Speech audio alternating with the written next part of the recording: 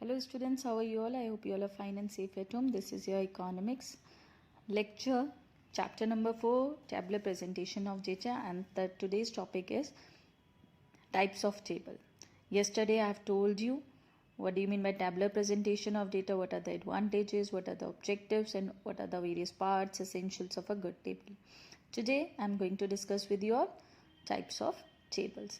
Now statistical tables basically अगर हम बात करें then they are classified into different categories depending upon the basis of their classification, objectives, nature of data and so on. There are various categories जिसके ऊपर various factors है जिसके ऊपर tables का type जो है depend करता है. So we are going to start first on the basis of purpose. Purpose मतलब table बनाने का purpose क्या है. Okay, तो on the basis of purpose again there are two types, general purpose table and special purpose table. General purpose table means general purpose table is that table which is prepared for general use.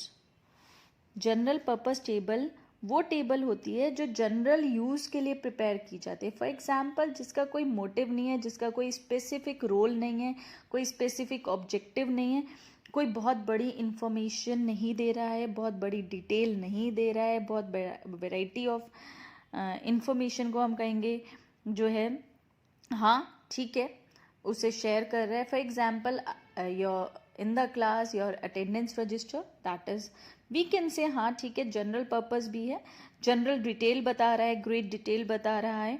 और कहीं ना कहीं एक तरह से जब आप book देखते हो और बुक्स में आपके अपेंडिक्स होते हैं, रेफरेंसेस होते हैं, that is also general purpose table.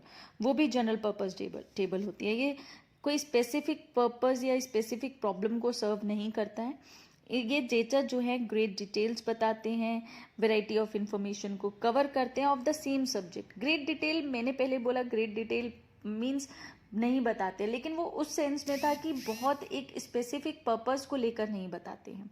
ठीक है, ओवरऑल व्यू हमें जरूर देते हैं. फॉर एग्जाम्पल सेंसस के थ्रू जब पॉपुलेशन काउंट की जाती है, okay, so that census report of India that is an example of general purpose table because वो बहुत सारे पर्पजेस को कह लो सॉल्व करेगी. जनरल पर्पस मीन्स कि जनरली उसको यूज़ किया जा सकता है. वो सिर्फ किसी एक स्पेसिफिक टॉपिक को लेकर, एक स्पेसिफिक ऑब्जेक्टिव को लेकर टेबल नहीं प्रिपेयर करी है कि वो सिर्फ और सिर्फ इसी काम आएगी. फॉर एग्जाम्पल अगर मैं कहूँ कि मैं रेड रोज कॉन्वेंट स्कूल की ओके बच्चों का डेटा या अटेंडेंस रजिस्टर को प्रिपेयर कर रही हूँ, तो क्या वो किसी और स्कूल में काम आएगा? नहीं. क्या वो क्लास 10th में काम आएगा, क्लास 11th का रजिस्टर नहीं है ना. तो वो that was specifically prepared for class 11th only, तो that is specific purpose table. But अगर मैं कहूँ कि अगर ठीक है ओके वी हैव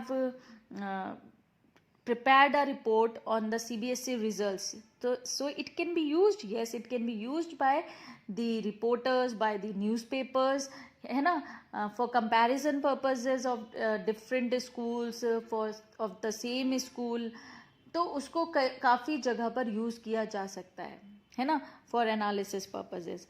But अगर किसी टेबल को स्पेसिफिक पर्पस के लिए प्रिपेयर किया जा रहा है for a single purpose, for some specific purpose, then that is known as special purpose table. These tables are small in size, है ना, ये स्मॉल इन साइज होती हैं और ये हाईलाइट करती हैं पर्टिकुलर सेट ऑफ फैक्ट्स को in simple and analytical form. Okay, they provide the information in an effective way and that's why these are known as summary tables because they summarise the information और एक छोटी सी table में हमें information मिल जाती है. On the other hand general purpose table are known as reference tables. Okay, next is on the basis of nature of data. Data का nature कैसा है उसके बेसिस पर. So first one is primary table again and second one is derivative table.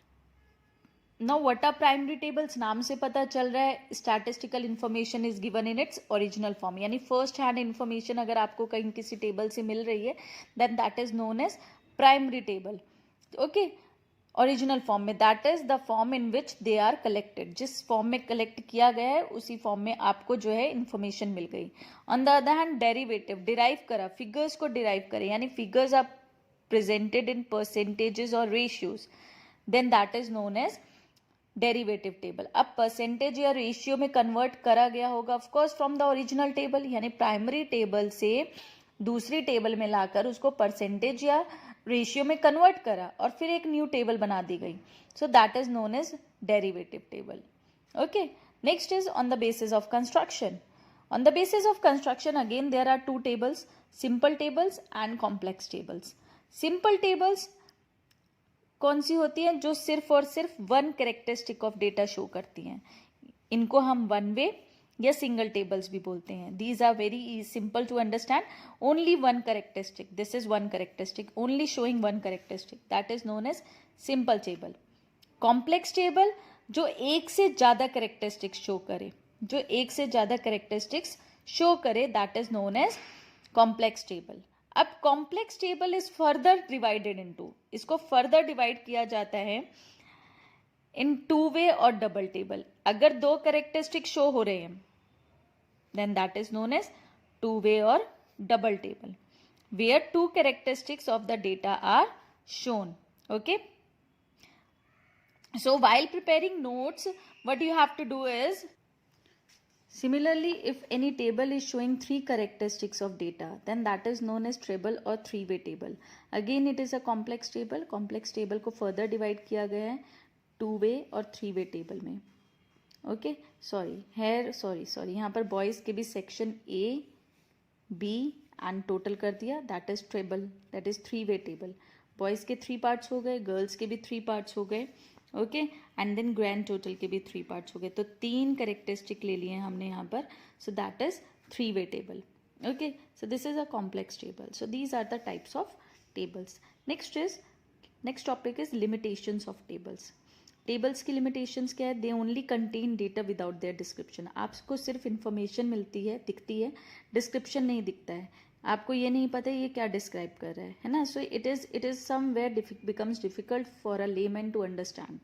अगर simple purpose है, बहुत general table है तो समझ आ जाएगी, बट अगर कोई कॉम्प्लेक्स टेबल है या फिर कोई एक पर्टिकुलर फील्ड से रिलेटेड टेबल है तो देखकर समझ नहीं आती है कई बार. Okay, to understand a table specific knowledge is required. Of course only a person with a specific knowledge can understand the table.